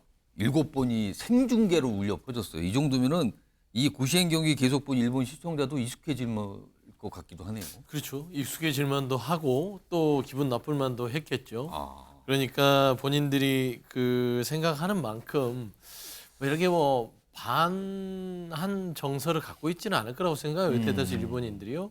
그러나 이제 스포츠 경기에 있어서는 조금 그런 부분들이 이렇게 부각되지 않겠습니까? 그런데 정말 이 팀이 잘하는 걸 넘어서서 7번이나 NHK를 통해서 예. 전 국민이 볼 수, 일본 국민이 보는데 이 한국어로 된 교가가 울려 펴졌다. 그 가사도 한국어로 나오더군요. 그렇죠. 동해바다 떠나도록 뭐 여러 가지 좀 예, 뭉클한 가사더라고요. 그래서 이 부분에 있어서는 저는 저 스스로도 이 우승을 보면서 좀 뭉클했어요. 그러니까 이게 뭐 어떤 이 사연을 또 우리 형농 해설가님께서 잘 얘기해 줬는데 예. 이쯤 되면 제가 제작자라면요 스포츠 드라마 바로 들어갑니다. 이거를 그럼요. 이 사연을 가지고 이거는 바로 그냥 영화감입니까 이 정도면? 천만짜리입니다. 저는 그렇게 생각합니다. 왜냐하면 상시부터 이게 보면은 한국 정부의 승인을 받고 일본 정부의 승인을 받는 그 과정부터 99년 창단부터 25년 동안 하고 최근에 이제 좀 이런 열악한 환경 속에서 한 3, 4년 전에 준결승인가? 준결승까지 오른 적이 있더라고요. 그래서 이런 과정들을 봤을 때 저는 교토국제가 이번 우승도 아주 돋보이고 어디 이례적이지만 저는 이 소리 자체가 굉장히 전 세계인에게도 감동을 줄 수 있지 않을까. 약간 영화가 될 만한 스토리다. 그러면 이거는. 이제 전 세계인이 우리 한국어로 된 교가를 더 많이 볼 수 있지 않겠나. 저 그런 좀 말씀드립니다. 최영철 매니저분 편집원 나와 계신데요. 이 학교가요. 아까 제가 소개할 때 한국계 민족학교입니다. 우리나라 제1교포에서 세운 학교예요. 처음에는 우리나라 제1교포 아이들을 위해서 생긴 학교인데 지금은 다수가 일본인 학생들이고요. 그리고 지금 이 야구 선수는 전원 다 일본인이라 그래요. 일본 국적으로. 이거는 사실 여러 가지 좀 함의가 있지 않습니까? 그렇습니다. 일본 사람들이 우리나라 한류 문화가 좋아서 이 고등학교에 온다고 그래요. 그래서 수업도 한국어, 일본어, 뭐 영어 이렇게 섞어서 한다고 그러고 그야말로 국제고등학교의 면모를 보여주는데 말 그대로 국제고네요. 근데 이게 이 고등학교가 야구 대회에서 우수한 성적을 거둔 것을 보고 일본 사회가 별로 혐한 발언이라든가 물론 3년 전엔 약간 있었다고 합니다. 아까도 교장 선생님은 옛날에 좀 있었지만 지금 많이 줄었다. 아예 없었다고 하는 거 보면 참 일본 사회도 많이 변했구나. 제 친구가 일본에서 박사학위를 받고 교수하는 친구가 있는데 그 친구가 아마 한 20년 전에 공부를 안 했겠습니까? 그때는 그 친구 얘기로는 그 자기가 방에 딱 들어가면 조교들이 얘기를 하다가 싹 나오더라고 그래요. 항상. 그만큼 차별이 있었는데 지금은 이런 것들을 볼 때 일본 사회는 굉장히 좀 포용적인 그런 문화가 많이 배웠구나. 제가 어제도 그렇고 오늘 점심 먹으면서도 그렇고 여러 사람들이 일본 사회의 포용 그리고 일본 사회가 우리를 보는 시각 이런 것에 깜짝 놀랐다. 이런 제 얘기를 많이 들었습니다. 우리도 지금 많이 발전하고 있습니다만은 저희도 아직도 뭐 친일이니 반일이니 뭐 매국노니 뭐 이런 말을 쓰지만 어쨌거나 우리 사회도 일본을 바라보는 눈을 미래로 가는 시각으로 바라보면서 우리도 변화할 수 있는 계기로 삼았으면 하는 것이 국민들의 바람일 겁니다. 아까 최동호 평론가께서 잠깐 말씀하셨는데 기아 타이거즈 얘기가 잠깐 나왔거든요. 화면 좀 보겠습니다. 그러니까 이 학교에 이제 지원을 해준 이 프로 팀이잖아요. 여기 보면 지난해 2월 교토국제고 사연을 접했대요. 그러니까 뭐 후원도 못 받고 공도 제대로 안 돼 있고 막 이래서 야구공 1000개를 기증을 했다 그럽니다. 기아 타이거즈가 지금. 그래서 뭐 지금 향후에도 지원을 확대한다 얘기인데, 이거는 좀 많은 분들이 좀 더 관심을 가질 것 같아요. 이제는요. 관심을 가져야 되죠. 그리고 예. 아까 이 교토국제고등학교의 그 스토리는 영화화할 만하다.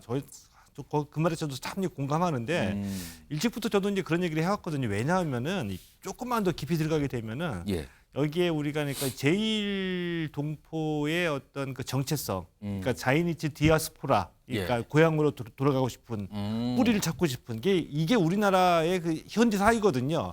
근데 제일교포가 그 어려웠던 시절에도 스포츠만 딱 보면 한국 스포츠 발전에 무한한 기여를 했습니다. 야구만 보더라도 프로야구 출범할 때 선수들이 모자랐거든요.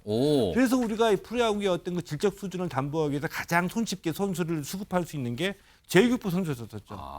근데 이들로 인해서 우리 야구가 발전했거든요. 그런데 우리는 우리 속에서 이들 또 다른 또 어떤 그 차별을 좀 했죠. 자, 그래서 이런 사례들이 무수히 많이 있습니다. 기아가 이 교토국제고등학교와 인연을 맺게 된 것도 이 심재학 단장이 올해 초에 그 전주병 갔을 때 안타까운 사연을 듣고, 근데 그 사연 듣고 누군들 이 한국 사람이 누군들 마음이 동하지 않겠습니까? 그래서 이번에 야구공 1000개를 지원을 해줬고요. 그 다음에 이번 우승을 계기로 해서 또 도와줄 수 있는 방안을 한번 모색해 보겠다. 이 기아 구단의 입장입니다. 아무튼 대단합니다. 오늘 뭐 이 얘기 하시는 분들이 내가 점심 무렵에 봤는데 많이들 말씀하시더군요. 소영주 선생님 하신 말씀 있으세요? 기아 구단 얘기를 했어요. 기아 타이거즈가 저렇게 교토국제고를 돕는 이런 선행을 하다 보니까 성적도 좋습니다. 갑자기 뭐 성적 얘기 그러니까 좋은 일 하면 팬이라는 걸 좋아진다. 노골적으로 드러내신 거 아닙니까? 교토국제고로 많이 도와라. 이런 말씀을 좀 덧붙이고 싶습니다. 아마 다른 프로야구팀도 자극받아서 우리도 좀 도울랍니다. 뭐 이럴지도 모르겠습니다. 알겠습니다. 자, 다음도 스포츠와 관련돼 있는데요. 먼저 영상으로 만나보겠습니다. 앞에 나오셔야 돼요.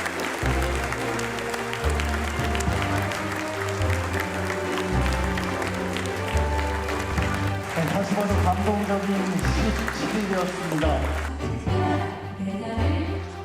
여러분 정말 고맙습니다. 여러분들 덕분에 파리 올림픽 기간 내내 저도 정말 행복하고 아주 힘이 났습니다. 모처럼 즐거운 시간을 가졌습니다.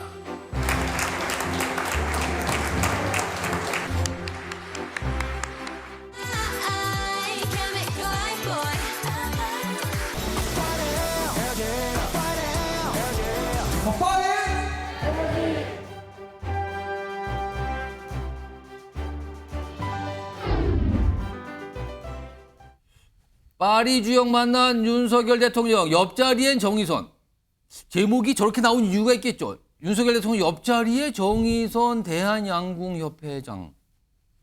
통상적이라면 체육회장. 이게 아닌가요? 근데 어제 안 그렇다 그러는데, 자, 일단 영상으로 좀 확인해 봤는데, 정의선 대한양궁협회장 어제 행사에, 그러니까 축하 행사였어요. 우리나라 올림픽 선수단들 축하하는 행사인데, 여기에서 주목을 좀 많이 받았거든요. 그 모습 좀 확인해 보죠.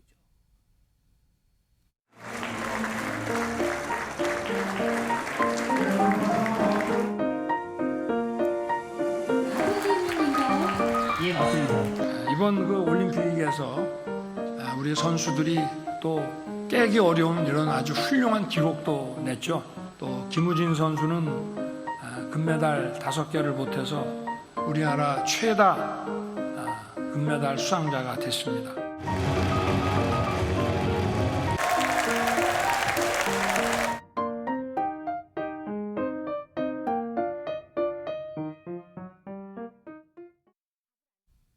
지금 나간 영상에서 시청자 여러분께서 약간 특이한 점을 포착하셨는지 모르겠는데요.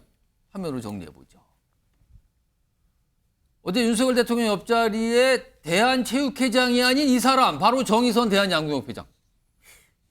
보통이라면은 대한체육회장 아닙니까? 그리고 물론 유인촌 문체부 장관도 참석을 했어요.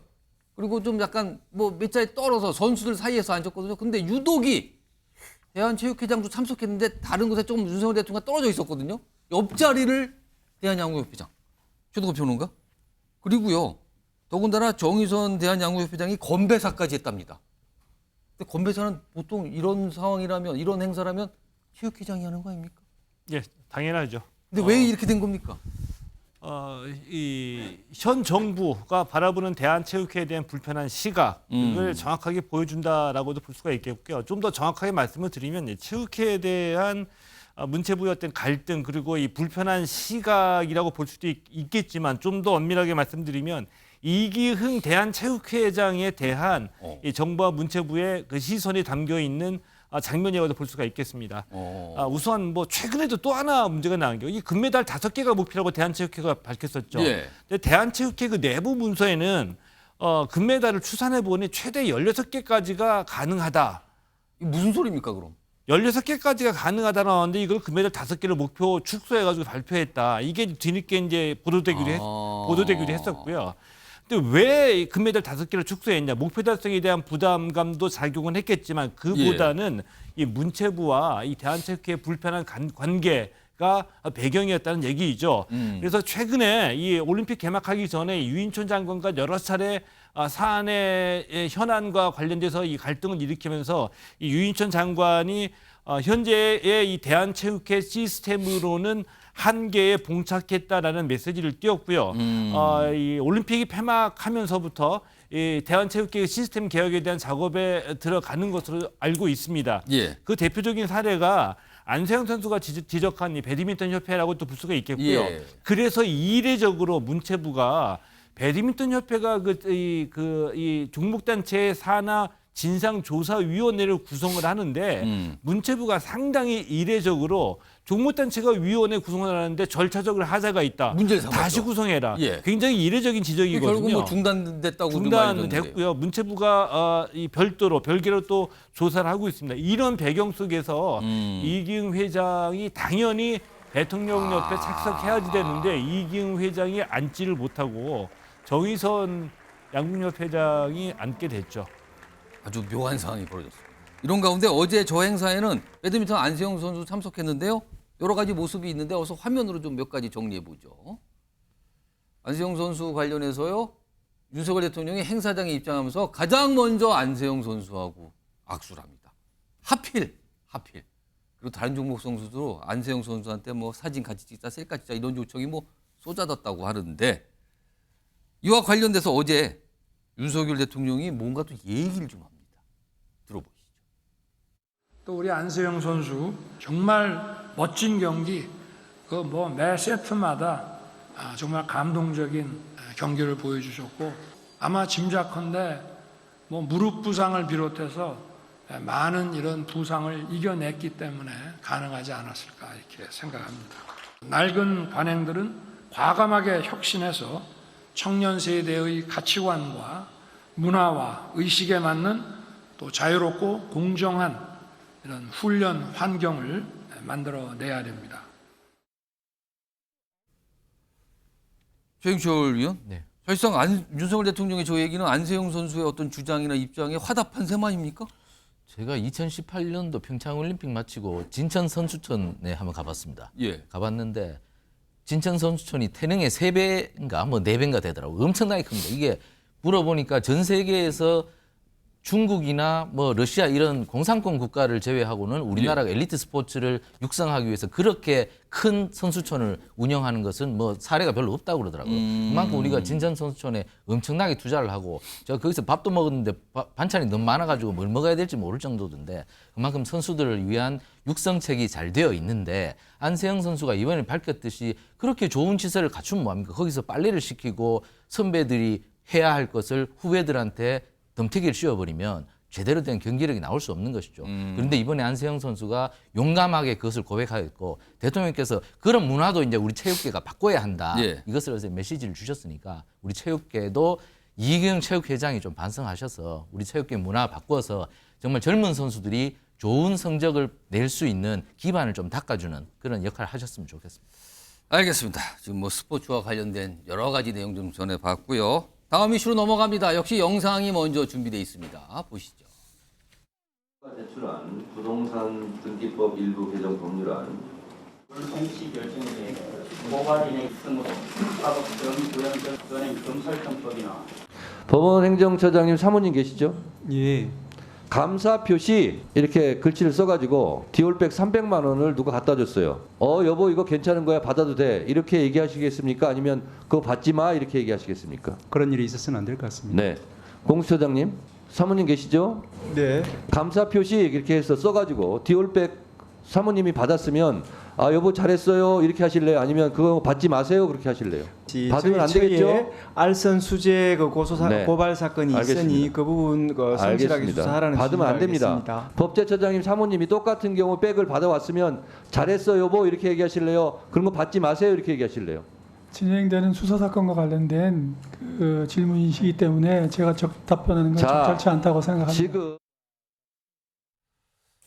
지금요 김건희 여사 관련된 명품백 논란 관련해서 얼마 전에 서울중앙지법이 무혐의 결정을 했다. 그리고 어제 이원석 검찰총장한테 보고했다는 얘기가 나왔잖아요. 그리고 검찰총장은 과연 어떤 판단할까? 이 내용이 속보로 들어와 있습니다.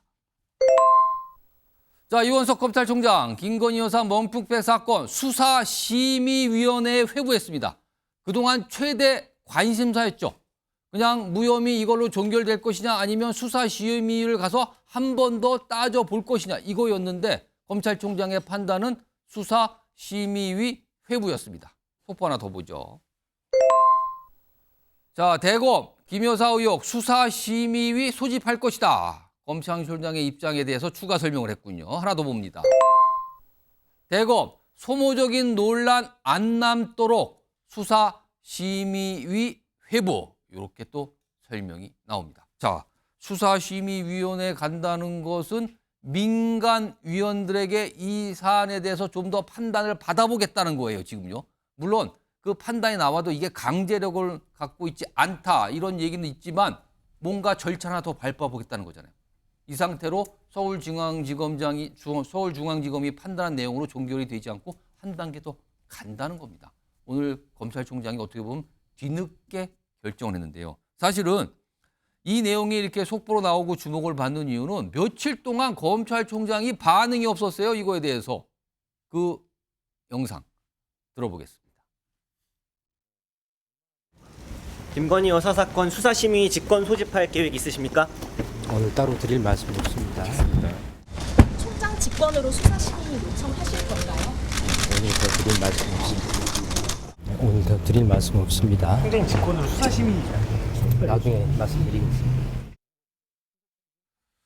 저런 반응이었는데 오늘 오후에 뒤늦게 거의 퇴근 무렵입니다. 뒤늦게 이 소식이 지금 속보로 들려왔는데 그럼 좀 민간위원들이 이 사안을 좀 더 들여다보고 어떤 판단을 하겠다는 거예요.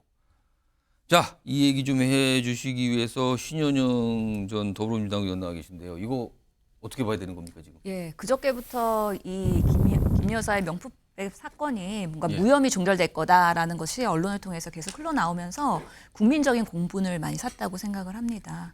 과연 성역 없는 수사였느냐, 그리고 검찰이 중립적으로 판단한 것이 맞느냐에 대해서 상당한 그 신뢰를 잃을 수 있는 매우 중요한 사안이었기 때문에 아마 이원석 검찰총장이 고심을 했던 걸로 보입니다. 실제로 이 총장은 9월 15일 날 임기가 끝나죠. 그렇기 때문에 얼마 남지 않은 임기 동안에 본인이 그동안 발언했던 것, 성역 없는 수사하겠다. 그리고 누구나 법 앞에 평등하다. 공정하고 신속하게 하겠다라고 했음에도 불구하고 수사지휘권이 없었기 때문에 그 조사 과정에서 김건희 여사의 뭔가 그런 황제 수사에 대한 논란이 있지 않았습니까? 그런 과정에서 나온 이 중앙지검의 결과에 대해서는 국민적 신뢰를 얻기 어렵다. 예. 조금 더 토론이 필요하다라는 심의의 그런 결정을 이제 회부하면서 표명을 한 것으로 보입니다. 그래서 앞으로의 논의를 조금 더 지켜보긴 해야 될 텐데요.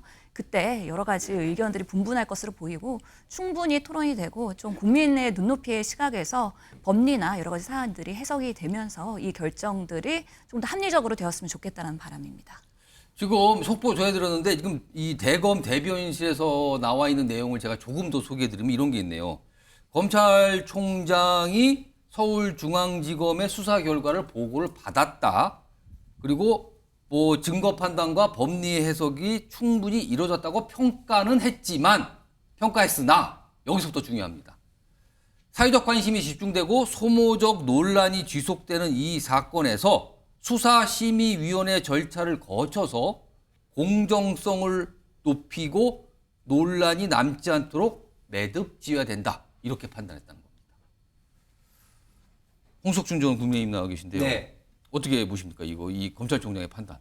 예, 대검에서 발표한 대로인 것 같습니다. 왜냐하면 지금 김건희 여사가 파우치백을 받은 사실에 대해서 어떤 도덕적인 어떤 잘잘못을 떠나서 법적인 어떤 적용에 있어서는 이미 국민 권익이도 이제 청탁금지법상 이제 부인은 안 된다는 그런 걸로 이제 판단을 좀 내렸고 중앙지검도 현직 대통령 영부인에 대해서 사상 최초로 대면 조사를 거치면서 상세하게 현황을 다 파악하면서도 결국은 이제 청탁금지법 상에 일단 청탁 어떤 대상이 좀 아니었고 그다음에 또 그걸 또 뇌물죄로 좀 적용하기에는 또 대통령 본인이 명확하게 그 알고 김건희 여사 어떤 공모 관계가 성립되면서도 또 대가성이 있어야 되는데 또 그런 거하고는 또 전혀 관계가 없고 해서 현행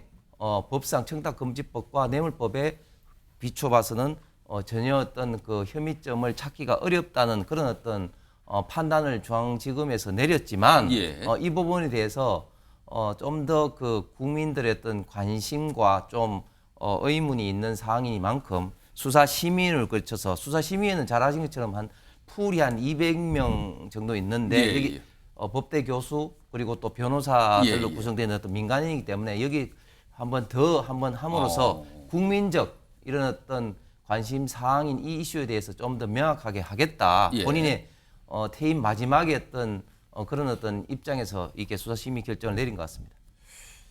최홍주 소장님, 지금 이 수사심의위원회를 이거 직권으로 회부한 게 됐는데 그 이유를 아까 제가 잠깐 읽어들었는데 이거예요. 일단 서울중앙지검의 수사, 그러니까 무혐의 결정을 내린 그 수사에 대해서는 뭐 증거 판단, 법리 해석 충실히 이루어졌다 판단한다. 일단 평가를 했어요, 높게. 뭐 타당하다. 그러나 공정성을 높이기 위해서 논란을 더 이상 확산되는 걸 막기 위해서라고 이유를 밝혔습니다. 아니 서울중앙지검이 수사한 거는 뭐 증거 판단 법리에서 맞다고 하면서도 공정성을 높이기 위해서 한 번 더 간다. 이거 어떻게 봐야 되는 겁니까? 그러니까 이제 이렇게 보시면 돼요. 저희가 대화를 할 때 앞에 막 공치사를 한 다음에 다만부터가 자기가 하고 싶은 말이에요. 앞에는 이게 공치사성 얘기다? 그렇죠. 그렇게 해놓고 다만 사회적 관심이 집중되고 소모적 논란이 있는 판단이다라고 본 것이죠. 그러니까 이원석 검찰총장이 지난 5월부터 꾸준하게 특혜 대회도 성역도 없이 수사를 해야 된다고 했음에도 불구하고 이건 수사의 결과도 결과지만 과정 자체도요. 이거는 공정하지 못했습니다. 검찰이 굴욕적인 출장조사를 하면서 어느 누가 이런 출장조사에 특혜를 누릴 수 있겠습니까? 그때부터 국민들은 이거 무혐의를 주려고 한 거 아니야 했는데 결과적으로는 무혐의가 나왔잖아요. 모든 국민들은 네 그럴 줄 알았다.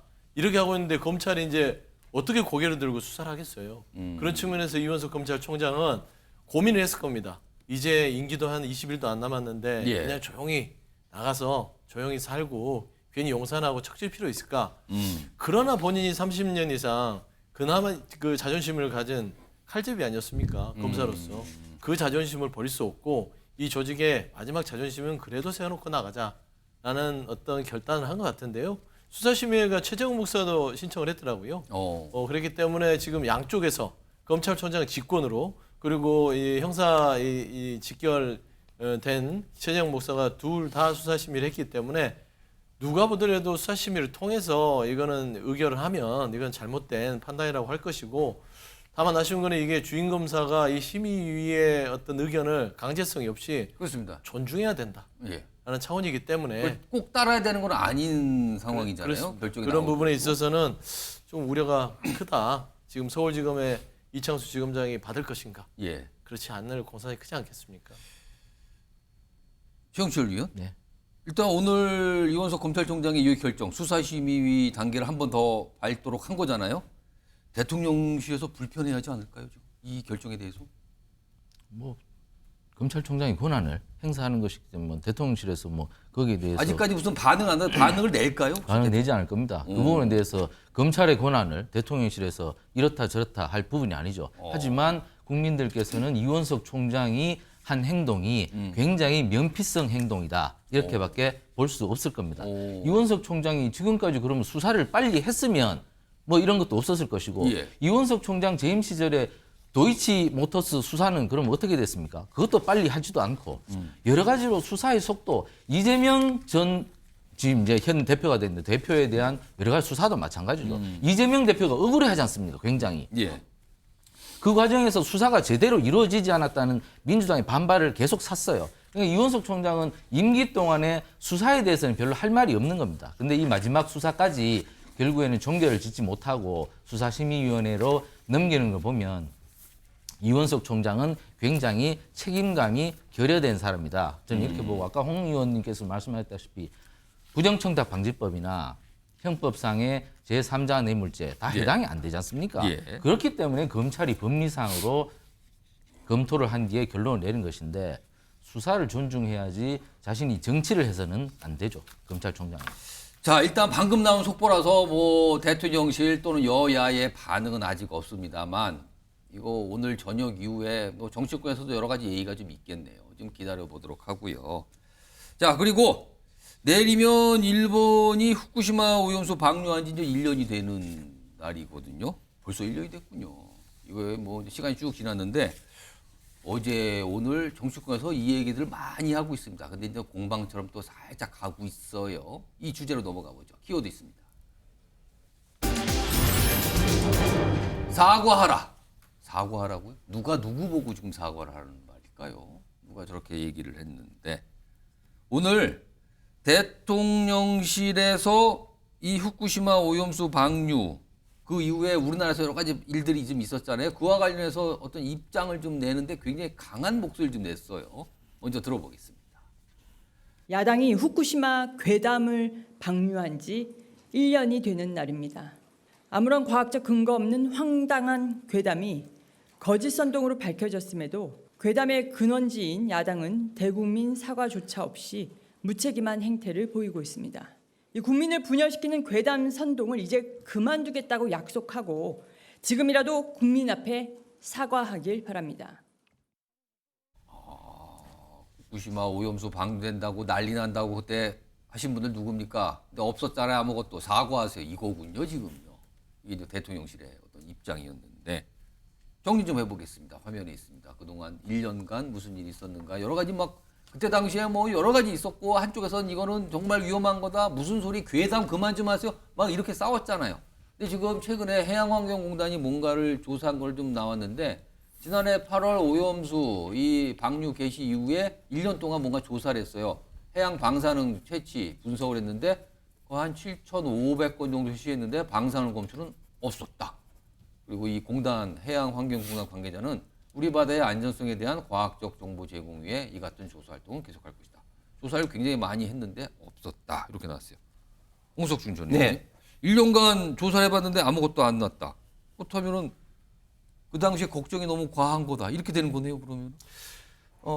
제가 이 후쿠시마 방류 관련된 특위위원으로 활동을 그러셨습니다. 했습니다. 그래서 작년 이맘때쯤에는 정말 노량진 수산시장 정말 지겹도록 많이 갔습니다. 토론회도 많이 하시고 그랬잖아요. 예, 안전하다는 것을 이제 국민들에게 이제 보여주기 위해서 했는데 사실 당시에도 IAEA를 비롯해서 많은 국제 전문가들 그리고 국내 많은 과학자들과 그리고 전문가들이 이게 안전하다 계속해서 이제 이야기를 했었고 또 이게 그 방류되더라도 쿠로시오 해류를 따라서 캐나다 미국을 거쳐서 이제 우리나라에 돌아오는데도 또 몇 년이 걸린다. 완전히 희석돼서 그때는 일반 바닷물하고 사실상 똑같다. 이렇게 이야기를 했음에도 불구하고 당시에 민주당은 뭐라 그랬습니까? 말로 할 수 없는 여러 가지 어떤 사실상 협박성 가까운 어떤 그런 발언들을 하고 민주당의 의원들도 그런 어떤 그 물고기를 먹느니 차라리 뭐를 먹겠다 이런 식으로 굉장히 좀 험한 말들을 하고 또 단식 투쟁을 하고 많이 했었죠. 근데 지금 와서 보면은 너무 참 허망합니다. 지금 조금 전에 CG에서 나온 해양환경공단만 저 한 7천 몇백 건 조사를 있고요. 지방자치단체들도 굉장히 많이 하고 있습니다. 자체적으로 또 거의 조사하고. 한 5만 건을 했는데요. 그중에 99%는 아예 측정이 안 되고요. 아무것도 안 나왔다는 아예 거죠? 자체 방사능 아예 자체가 안 나오고 나머지 0.2% 정도는 수치는 나오는데 완전히 기준치 이하로 나오기 때문에 그 검사 자체가 그 의미가 없을 정도다. 그런데 지금 그동안에 우리 그동안 관련된 어떤 그 검사를 하고 하는 이런 어떤 비용은 차치하고라도 관련된 그 수산물 어떤 시장에 관련된 종사자들은 또 얼마나 많은 또 피해를 입었으며 또 국민들도 또 여기에서 얼마나 많이 좀 불안해했습니까? 여기에 대해서 민주당이 막 불안을 선동하고 할 때는 뭐 이렇게 하다가 막상 이렇게 그 아무런 문제가 없을 때는 거기에 대해서 사과 한마디도 없다. 근데 이게 민주당의 의존을 문제가 지금 아닌 것 같아서 참 걱정스럽습니다. 신희영 전 의원님, 지금 대통령실과 여당에서는 사과하라고 그러는데요. 뭐 1년 동안 아무런 문제 없었다고 해서 그것이 영구히 안전하다고 말할 수 없는 건데 저는 윤석열 정부 과학적 근거를 가지고 정책을 한다고 했는데 이 후쿠시마 오염수에 대해서는 과학적이지 않은 게 여전히 남아있다고 생각을 합니다. 당시에 그 이슈가 됐을 때도 저희 의원실에서 문제 제기해서 어류의 삼중수소의 측정법을 그때 개발하지도 않았더라고요. 측정 방법 뭐냐고 물어봤을 때 인재 개발 중이다. 라고 얘기를 했기 때문에 사실 초반에 이렇게 공방이 될 때는 우리가 그럼 제대로 측정을 해서 어떤 방식으로 검증을 할 것이냐 이런 것들부터 만들어 있었는데 아직까지 체계가 없었다. 그리고 실제로 그런 삼중수소나 세슘이나 아니면 플루토늄이나 여러 가지 그런 유해 물질들은 시간이 지나면 지날수록 체내에 축적되면서 또 인체에 유해질 수 있는 부분들이 분명히 있거든요. 그래서 저희가 또 정부에 물어봤죠. 그러면 인체에 대한 유해성은 어떻게 검증할 것이냐. 어떻게 지역사회 역학조사하고 있느냐. 그럴 때 체계가 별로 없었습니다. 그래서 민주당에서 지적하는 부분들이 전혀 의미가 없었다. 그렇게 받아들이면 안 된다고 생각을 하고요. 후쿠시마 오염수에 대한 방출이 2051년이라고 일본 정부는 이야기하지만 일본에 있는 전문가들은 영구히 방출될 것이다. 또는 가끔씩은 또 유출하다가 사고가 나지 않습니까? 그런 앞으로도 돌발할 수 있는 여러 가지 상황에서 인체의 유해성에 대해서는 아직까지 명확하게 검증되지 않았다. 그렇기 때문에 지금 대통령실을 사과하라는 것은 너무 과장된 근거 없는 주장이라고 생각을 합니다. 앞서 다룬 이원석 검찰총장이 수사심의 회부했다는 내용에 대해서 서울중앙지검의 반응이 나왔네요. 수사심의 절차 충실히 임할 예정이다. 어떻게 보면 원칙적인 입장인 것 같기도 하고 아니면 뭔가 들어있는 입장 같기도 하고 그러네요. 지금. 하여튼 서울중앙지검의 반응이 나와서 속보로 전해졌습니다. 다시 한번 속도 정리해 볼까요? 오늘 이원석 검찰총장이 수사심의, 그러니까 김건희 여사 관련된 명품백 논란, 요 수사 관련해서 수사심의에 이 사안을 회부하겠다. 이게 속보로 나왔죠. 그거에 대해서 서울중앙지검의 반응이 나왔는데요. 절차 충실히 임할 예정이다. 저게 수사심의의 결론을 따르겠다는 건지 뭐 소용없다는 건지는 모르겠습니다만 일단 충실히 임하겠다라고 입장이 나왔습니다. 속보로 전해드렸습니다. 갑자기 또 후쿠시마 오염수 얘기가 그냥 중간에 속보가 들어와서 빨리 전해드렸고요. 지금 이 사안 관련해서요. 뭐 여야, 뭐 대통령실 입장도 나왔지만 여야도 각각 입장을 뭐 어제 오늘 계속 내고 있습니다. 들어보시죠. 후쿠시마 원전 처리수가 방류된 지가 한 1년 정도 지났죠. 그 즈음과 그 이후에 더불어민주당이 했던 발언들을 한번 곱씹어 봐 주시기 바랍니다. 그 말 중에 하나라도 실현됐다면 지금 우리 바다는 오염돼 있어야 하고 수산업은 황폐해 있어야 하고 우리 국민의 건강은 위협받고 있어야 합니다. 한동훈 대표가 후쿠시마 핵 오염수 방류 1년간 안전 문제가 없었다면서 괴담 정치 종식을 주장했습니다. 원전 처리수라는 일본식 용어까지 쓰면서 편들기에 나섰습니다. 명색이 한국 여당 대표로서 창피하지도 않습니까?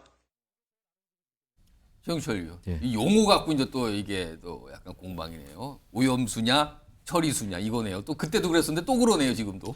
정치가 갈등을 중재하고 조정하고 완화시켜야 되는 것이 정치인데 우리 정치는 갈등을 오히려 증폭시키고 사람들로 하여금 오해를 더 크게 만들고 의심을 더 사게 만드는 습성이 있습니다.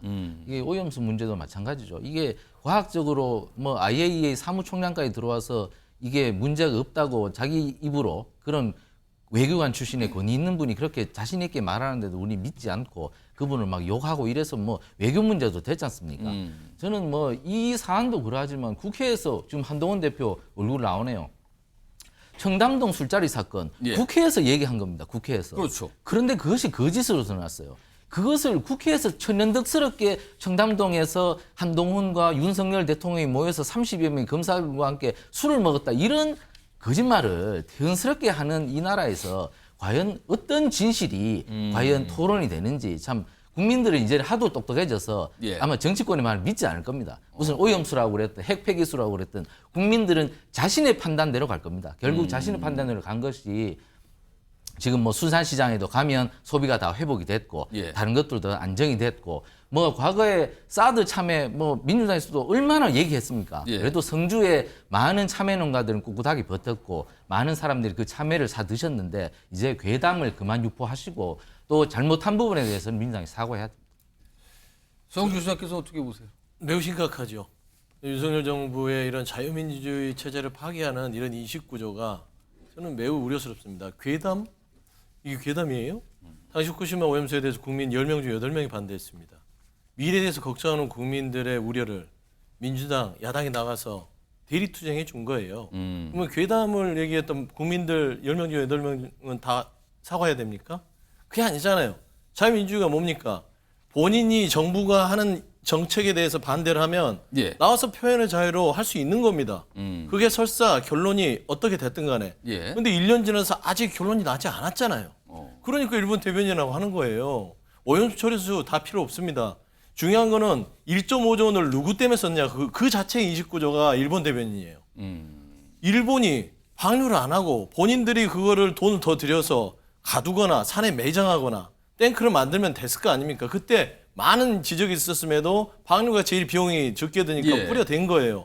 그걸 용인했기 때문에 우리 바다를 보호하기 위해서 1.5조 원을 쓴 거 아닙니까? 일본 때문에 쓴 거예요.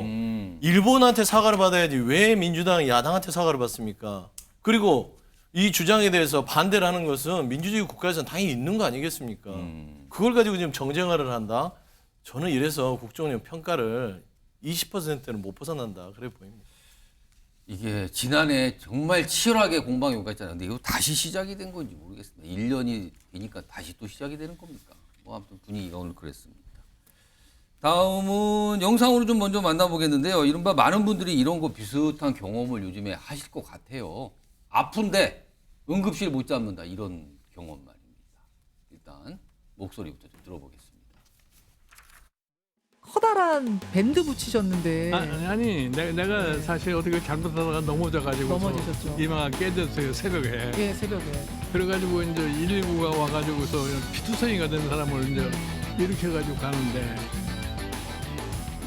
응급실에 가려고서 22군데를 전화를 했는데도 안 받아주는 거예요. 겨우 저기 찾아가가 내가 옛날에 병원에 자주 다니던 병원에 가가지고서 내 신분을 밝히고 이제 응급실에 갔는데 그러고서 간거 의사가 없어 아무도. 겪어보지 않은 사람은 모르는 거예요. 일단 뭐 김종인 전 비대위원장님처럼 그런 질환들은 사실 진료가 힘들 가능성이 클 거라고 생각은 하고 있고요. 지금은 정말로 생명에 직결되는 중증 환자들 위주로만 받고 있지 않나 그렇게 알고 있습니다. 김종인 전 비대위원장이 지금 새벽에 어느 날 새벽에 뭔가 이렇게 넘어져서 여기 이마가 거의 8cm 약간 좀 찢어졌다는, 지금 보면 길게 뭘 붙였잖아요, 반창고. 새벽에 넘어져서 이마를 다쳤는데 이 구급대를 불렀을 거 아니에요. 그래서 응급실 가려는데 22군데 전에도 안 받아주더라. 내가 이걸 경험했다. 근데 저기 보면 박단 전공의 비대위원장 있죠, 전공의 협의회. 여기 보면 생명에 직결되는 중증 환자 위주로만 받는다. 그래서 저렇게 찢어진 이런 환자는 진료 응급실에서 안 됩니다. 요즘에 어렵다. 이렇게 설명까지 나왔어요. 아니 그러면은 지금 의사로 복귀하신 신현영 전 의원님 새벽에 넘어져서 이마가 깨졌어요. 진짜 막 이렇게 찢어지고 진짜 심각해졌어요. 근데 이런 사례가 응급실 치료를 못 받으면 이런 경우는 어디 가서 치료를 받아야 되는 겁니까? 이 새벽에? 참담하죠. 실제로 이게 그런 꼬매야 되는 부분들에 있어서 경증으로 분류가 될 수도 있고요. 뇌 CT를 찍어서 만약에 뇌출혈까지 동반됐을 때는 아주 응급이기 모르죠. 때문에 그건 모르는 거 아닙니까? 빠르게 수술을 받아야 예. 되는 그런 두 가지 가능성이 공존하고 있습니다. 특히 김종인 비대위원장 같은 경우에는 고령이기 때문에 그렇죠. 어떻게 증상이 지연 출혈로 나타날지도 모르고 그런 상황에서는 응급실에서 가장 안전하게 치료받는 게 가장 베스트인데 22군데를 했는데도 안 됐다잖아요. 원래 응급실 빽뺑이는 이 의료다란 이전에도 고질적인 문제였는데요. 이 2,000명 정원 확대 이슈를 윤석열 정권이 가지고 오면서 전공의들이 응급의학과 전공의들이 전국에 1,300명인데 500명이 빠져나갔다고 합니다. 그렇기 때문에 세종 충남대 병원도 응급실 일부 진료 조정을 했고요. 이제는 아주대병원까지도 응급실 닫아야 될지도 모른다. 이런 보도가 나오고 있지 않습니까? 아니 어떤 상황에서 필수 의료를 증가시키고 지역 의료를 활성화시키는 대책을 해야 되는데 결국에 윤석열 정권의 이런 의료 개혁이라는 이름 하에 진행되고 있는 거는 상당히 무능하고 있는 생태계까지 파괴시키고 있기 때문에 제대로 된 정책이 아니다. 그만큼 유능하지 않고 전문가들과의 소통이 매우 부족한, 일방적으로 말하면 무식하면 밀어붙인, 그렇기 때문에 6개월 이상 지나면서 불구하고 해결되지 않고 만성적으로 이제는 구정 연휴를 국민들이 걱정해야 되는 상황까지 도래했다라고 생각을 합니다. 홍석준 전 의원님, 결국에는 지금 같은 때 아프면 정말 고생한다가 되는 건데 이거 어떻게 해야 됩니까? 이거? 예, 진짜 그 의료 그 공백이 지금 갈수록 좀 심화되고 있습니다. 국민의 어떤 건강과 생명이 지금 위협받고 있는데 지금 전공이 지금 이탈로 인해서 가장 타격을 많이 받는 분야가 지방의료 그리고 필수의료 특히 또 저는 응급실 예, 이렇게 해당되는데 사실 이제 응급실 같은 경우 지금 전공의가 빠지면서 교수님들 내지는 전문의 위주로 하다 보니까 계속해서 어떤 피로라든지 그런 게 좀 압박이 좀 지금 강화가 되다 보니까 오히려 또 여기 계신 분들이 또 사직을 하신 분들이 있어서 지금 계속해서 좀 악화되고 있는 이런 어떤 양상인 것 같습니다. 이 문제에 대해서 지금 정부에서는 응급실을 지금 찾는 어떤 분들에 대해서 경증일 경우에 어떤 진료 수가를 높인다든지 그렇게 해서 이번 계기로 해서 좀 응급실을 좀 찾는 분들이 좀 경증 환자보다는 중증 환자를 찾도록 그렇게 유도는 한다고 하는데 이것도 좀 한계가 있는 것 같고 좀 안타까운 것은 지금 의료계에서도 지금 입장이 조금 다 지금 달라서 지금 정부가 2,000명으로 제한한 이런 어떤 부분에 대해서 내년도에 다시 이제 수요를 통해서 다시 한번 산정한다 이렇게 상당히 애초에 정부의 안보다는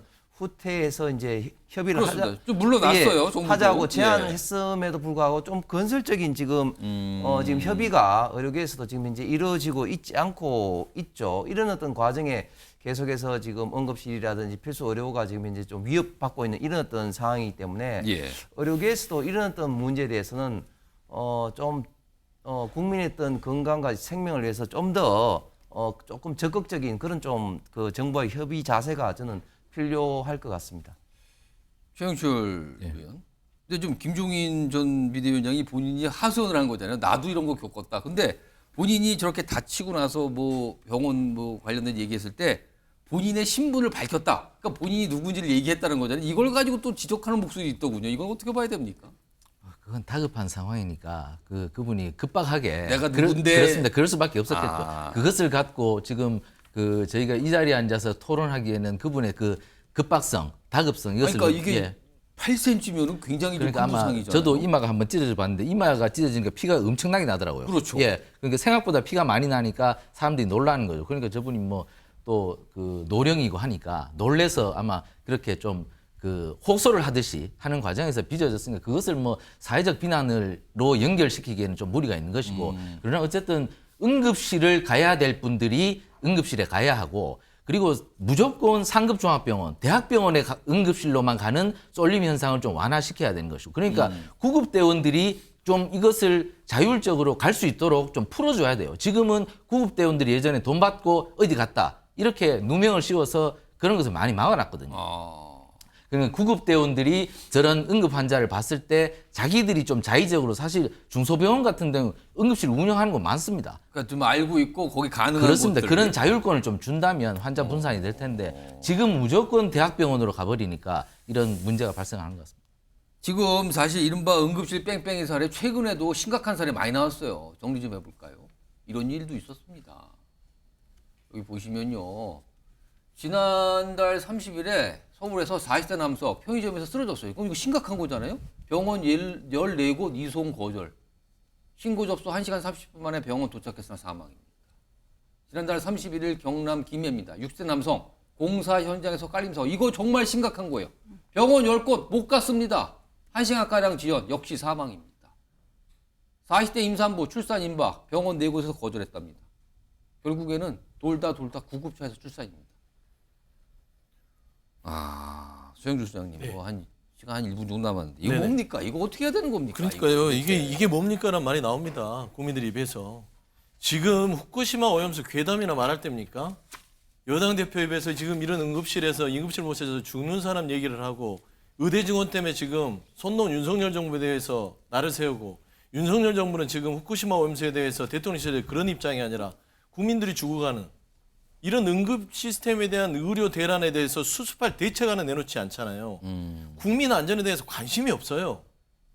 그러니까 국민들은 알아서 당신들의 목숨 책임져라 이거 아닙니까? 정말 이런 부분들에 있어서는 한동훈 대표 이제 청담동 술자리 같은 얘기 하지 마시고 의료 대란에 대해서 방안을 좀 내일이라도 당장 메시지를 냈으면 좋겠다 그런 말씀드립니다. 지금 한 30여 초 있는데 홍석준 전 의원님, 네.